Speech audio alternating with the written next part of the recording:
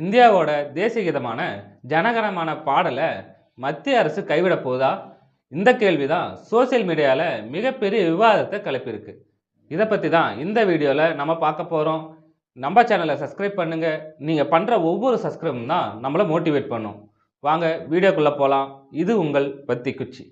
இந்த விவாதம் தொடங்குறதுக்கு என்ன காரணம் அப்படின்னு பார்த்தீங்கன்னா, மத்திய நிதியமைச்சரான நிர்மலா சீதாராமனோட கணவரான பிரபாகர் சொன்ன கருத்து தான். அவர் என்ன சொல்றாரு அப்படின்னு பார்த்தீங்கன்னா, மத்திய அரசுடைய அதிகாரப்பூர்வ நிகழ்ச்சிகள்ல வந்தே மாதரம் பாடல் கட்டாயமா பாடப்படணும். அதுவும் ஜனகணமன பாடலுக்கு முன்னாடி பாடப்படணும் அப்படின்னு சொல்லிட்டு ஒரு சுற்றறிக்கையை அனுப்பி இருக்கிறதா சொல்லியிருக்காரு. இதையடுத்து விடுதலை சிறுத்தைகள் கட்சியோடைய பொதுச் செயலாளரான ரவிக்குமார் எம்பி அவர்கள் எக்ஸ் தளத்துல ஒரு பதிவு ஒன்று போட்டார்.